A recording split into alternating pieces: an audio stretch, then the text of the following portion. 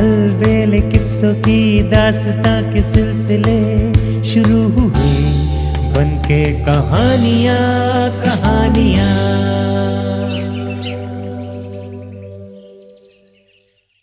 सिंहासन 32 में से 21वीं पुतली की कहानी। राजा भोज इस बार क्रोधित हो उठे थे। उन्होंने हाथ बढ़ाकर सिंहासन से बाहर आई पुतली को अपने रास्ते से हटाना चाहा, लेकिन वो चाहकर भी ऐसा नहीं कर सके। केवल उसकी ओर लाल लाल आंखों से देखते भर रहे। राजा भोज, मैं इस सिंहासन की 21वीं पुतली चंद्र ज्योति हूं।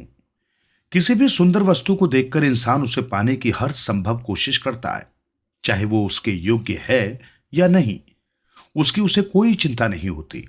अब मैं आपसे एक प्रश्न पूछती हूं, क्या तुमने परोपकार के लिए कभी अपने प्राणों को संकट में डाला है?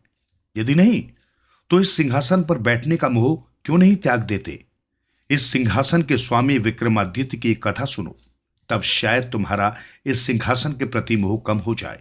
इतना कहकर पुतली ने कथा सुनानी आरंभ की। एक बार राजा विक्रमादित्य एक यज्ञ करना चाहते थे। उनकी इच्छा थी कि चंद्र देवता उस यज्ञ में पधारकर उन्हें आशीर्वाद दें। इस उद्देश्य से उन्होंने महामंत्री को बुलाकर यज्ञ की तैयारियों के विषय में विचार करते हुए उन्हें चंद्र देवता को निमंत्रण देने के लिए भेजने की बात कहनी चाहिए थी कि तभी महामंत्री का विश्वास पात्र नौकर उनसे कुछ फासले पर हाथ बांधे सर झुकाया खड़ा हुआ। राजा को समझते देर नहीं लगी कि कोई अति आवश्यक बात ही होगी, अन्यथा उस समय वहां आने की वो मूर्खता नहीं करता। उन्होंने महामंत्री से कहा, देखिए, आपका सेवक आपसे कुछ कहना चाहता है। महामंत्री उसकी ओर बढ़ गए। सेवक ने उन्हें अलग ले जाकर कुछ कहा, जिसे सुनने के बाद महामंत्री के चेहरे पर चिंता के भाव उजागर हो आए। राजा ने देखा और पूछा, मगर महामंत्री ने बहाना बना दिया और बोले, मैं जरा घर होकर आता हूं राजन। मेरी जीवन संगिनी ने मुझे याद किया है। अवश्य, राजा ने उदारता के साथ जाने की अनुमति देते हुए कहा। मेरे योग्य कोई सेवा हो तो निसंकोच कहना। महामंत्री के जाने के बाद उत्सुकता में भरे राजा विक्रमादित्य ने महामंत्री के सेवक को बुलाकर पूछा, मुझे ऐसा प्रतीत होता है कि महामंत्री किसी चिंता में है और वो मुझसे छुपा रहे हैं। मुझे बताओ, किस चिंता से ग्रस्त होकर अपने घर गए हैं? राजा के आग्रह पर सेवक ने कहा, बात यह है राजन कि महामंत्री की एकमात्र पुत्री सुलक्षणा बहुत बीमार है। उसे कौन सा रोग हो गया है, इसे अच्छे से अच्छा वैद्य भी नहीं समझ पा रहा है। वह दिनों दिन कृश काया होती जा रही है। मैं जब महामंत्री जी को संदेश देने आया था, उस समय पुत्री की हालत ज्यादा खराब हो गई थी। ओह, राजा दीर्घ श्वास खींचकर बोला, सुलक्षणा हमारे महामंत्री की एकमात्र पुत्री है। उन्होंने उसे बड़े लाड़ प्यार से पाला पोसा है। वो तो विवाह अवस्था में पहुंच चुकी थी। उसे अचानक कौन सा रोग लग गया, और फिर महामंत्री ने इसकी जानकारी हमें क्यों नहीं दी? पुत्री को कौन सा रोग लगा है, इस बात की खबर तो किसी को भी नहीं है राजन, सेवक ने बताया। उस रोग नहीं, महारोग लगा है। रही आपको जानकारी न होने की बात, तो इस बारे में महामंत्री ने मुझे तक से कह रखा था कि सुलक्षणा की बीमारी की सूचना आपको न होने पाए। उनका कहना था कि आप यज्ञ की व्यवस्था में लगे हैं। उनकी पुत्री की बीमारी का समाचार पाकर आपके यज्ञ की व्यवस्था में बाधा पड़ सकती है। ओह, महामंत्री के सेवक की बात सुनकर राजा प्रभावित हुआ। ऐसे धैर्यवान और स्वामी भक्त हैं हमारे महामंत्री। सोचने लगे, मेरे यज्ञ की तैयारी में बाधा ना हो, इसलिए उन्होंने अपनी युवा पुत्री के महारोग की जानकारी उन्हें नहीं दी। उन्होंने तुरंत राजवैद्य को बुलाकर पूछा, वैद्यराज, हमारे महामंत्री की पुत्री की बीमारी की बात अब मुझसे छुपी नहीं है। आपने अवश्य ही उसका उपचार किया होगा। जी हां राजन, मेरे उपचार में ही वो अब भी चल रही है। उसे रोग क्या है, आज तक मैं उसका रोग समझ नहीं सका। अन्य वैद्यों को भी बुलाकर मैंने दिखाया, सबने लाइलाज कह दिया। अब तो वो मरण अवस्था में पहुंच चुकी है। उसके जीवन की आशा मैंने छोड़ दी है। जो थोड़ी आशा की जा सकती थी, वह ख्वांग बूटी से ही की जा सकती थी, मगर रोग की भयंकरता को देखते हुए अब उस ओर भी ध्यान नहीं दिया जा सकता। ख्वाब बूटी? राजा ने दोहराया और फिर पूछा, इस बूटी की तुम्हें जानकारी कैसे है? काफी समय पहले मुझे एक सन्यासी ने वो बूटी थोड़ी सी दी थी। एक असाध्य रोगी को उस बूटी से मैंने स्वस्थ कर दिया था। अब वो मेरे पास समाप्त हो गई है। उसकी खूबी यह है कि जब किसी रोग के लक्षण समझ में ना आए और रोग किसी भी दवा से ठीक ना हो तो उस बूटी से ठीक हो जाता है। क्या वो कहीं मिल सकती है? राजा ने पूछा। हाँ, मगर क्या लाभ? उसे समय पर लाया नहीं जा सकता। केवल नील रत्नगिरी की पहाड़ियों की घाटियों में ही मिल सकती है। वहां तक जाने आने में ही महीनों लग सकते हैं। वहां कोई पहुंच भी जाए तो उस बूटी तक पहुंचना सरल कार्य नहीं। घाटी भयानक सर्पों, बिच्छुओं तथा अन्य जंतुओं से भरी पड़ी है। आप उस बूटी की पहचान बताएं। उसका फूल आधा नीला और आधा पीला होता है। कटीली झाड़ी के रूप में होती है। उसके पत्ते छूने से लाजवंती के पत्तों की तरह लजा जाते हैं। ठीक है, जब तक सांस तब तक आस। प्रयास कर लेने में क्या हर्ज है? राजा ने कहा और राजवैद्य को धन्यवाद अदा करके विदा किया। किसी को उसे लाने के लिए भेजे जाने के बजाय राजा ने स्वयं उस बूटी को लाने का विचार किया। राजा विक्रमादित्य ने दोनों वेतालों का स्मरण किया। वे सामने आकर उपस्थित हो गए।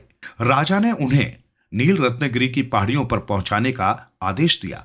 बेतालों ने आदेश का पालन किया। पहाड़ी पर पहुंचकर राजा ने घाटी की ओर रुख किया। घाटी काफी गहरी थी। घाटी में स्थान स्थान पर गहन अंधकार था। उस स्थान पर शायद सूर्य की रोशनी पहुंचती ही नहीं थी। ख्वांग बूटी की तलाश में राजा विक्रमादित्य घाटी में प्रवेश कर गया।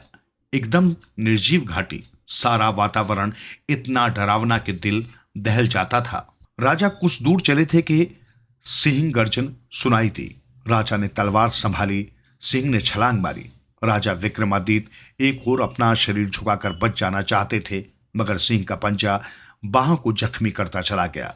जब तक सिंह पलटकर दोबारा आक्रमण करता, राजा ने तलवार का भरपूर प्रहार कर दिया और सिंह के प्राण पखेरु उड़ गए। राजा आगे बढ़े तो भयानक सर्पों का झुंड नजर आया जो फन उठाए फुंकार रहे थे। राजा ने पत्थर के टुकड़े उठा उठाकर उनके आसपास फेंककर उनको मार्ग से हटा दिया। मार्ग की उस बाधा को हटाकर वे आगे बढ़े ही थे कि उन्हें लगा जैसे उनके कदम पीछे खिंचते जा रहे हैं और फिर जैसे उनका सारा शरीर हवा में उठ गया। संभलते संभलते उन्होंने देखा कि वे एक भयंकर अजगर के मुंह में समाते जा रहे हैं। अजगर ने सांस खींचकर उन्हें अपनी ओर खींच लिया था। वे पलक झपकते उसके मुंह में समा गए। राजा के हाथ में तलवार तो थी। अजगर के पेट में पहुंच जाने के बाद भी साहस नहीं खोया। तलवार के वार से अजगर का पेट फाड़ डाला और बाहर आ गए, मगर इतनी ही देर में उसके पेट की गर्मी से वे बेहाल हो चुके थे। अत्यधिक थकान और कमजोरी महसूस करके उन्होंने विश्राम करने की बात सोची। उस समय संध्या भी तेजी से घिर आई थी। अंधकार में घाटी में आगे बढ़ना व्यर्थ की चेष्टा थी। वे निकट के घने वृक्ष पर विश्राम के लिए चढ़ गए। रात बिताई और सूर्य उदय होने पर पेड़ से उतरे। फिर खतरों से जूझते हुए ख्वांग बूटी की तलाश करने लगे। सारा दिन घाटी में इधर उधर भटकने में बीत गया। सूर्यास्त के साथ ही घना अंधकार छा गया। अब क्या हो? राजा ने बुदबुदाकर कहा। चंद्रदेव के दर्शन हो जाते तो बूटी खोज करने में सहायता मिलती। उनके मुख से शब्द पूरे हुए ही थे कि आकाश में चंद्रमा खिल उठा। राजा के विस्मय की सीमा नहीं रही। चंद्रमा के प्रकाश में उन्होंने देखा उनसे कुछ ही दूरी पर नीले पीले रंग के फूलों वाले पौधे की झाड़ दूर तक फैली चली गई है। उसकी पत्तियां भी लाजवंती की पत्तियों जैसी थी। वो उस समय सुकड़ी हुई थी। अवश्य ही ये ख्वांग बूटी ही है, सोचते हुए राजा ने आगे उसके निकट पहुंचकर देखा। बूटी के चारों ओर बड़े बड़े बिच्छुओं का समूह था जो अपना डंक उठाए इधर उधर विचरण कर रहे थे। राजा ने एक डाल तोड़ी और बिच्छुओं को इधर उधर कर दिया। रास्ता साफ था। आगे बढ़कर उन्होंने तलवार से बूटी का काफी सारा भाग काटा और वापस लौट चले। लौटते हुए उन्होंने आकाश की ओर हाथ उठाकर चंद्रदेव को नमन करते हुए कहा, आपका बहुत बहुत धन्यवाद चंद्रदेव। आप दर्शन न देते तो आज की रात भी व्यर्थ जाती।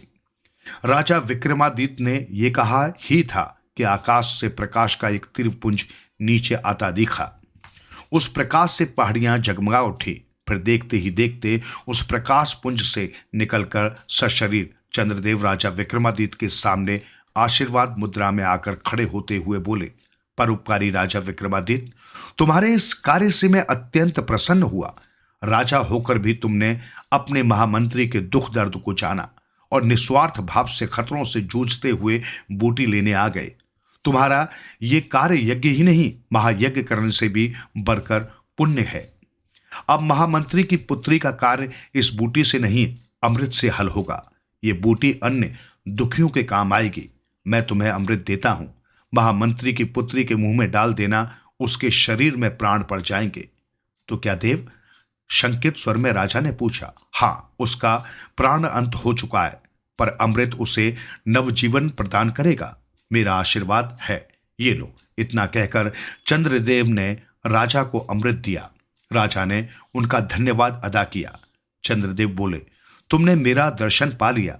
अब तुम्हें मुझे यज्ञ में निमंत्रित करने की आवश्यकता नहीं, क्योंकि अगर मैं वहां आया तो संसार के अन्य भूभाग में अंधेरा छा जाएगा। अपने स्वार्थ के लिए दूसरों को कष्ट पहुंचाना न्याय संगत नहीं। मेरा आशीर्वाद तुम्हारे साथ है, कहकर चंद्रदेव अंतर्ध्यान हो गए। राजा ने बेतालों का स्मरण किया और अपनी नगरी पहुंचे। वैद्यराज को ख्वांग बूटी दी और महामंत्री की पुत्री को अमृत पिलाकर नया जीवन दिया। राजा के इस परोपकार की चर्चा दूर दूर तक फैली। इस कथा को सुनकर पुतली ने कहा, कहो राजा भोज, क्या तुमने कभी इस तरह का कोई कार्य किया है? क्या तुमने कभी अपने किसी दरबारी के लिए प्राण संकट में डाले हैं? पुतली के प्रश्न को सुनकर राजा भोज निरुत्तर होकर लौट पड़े।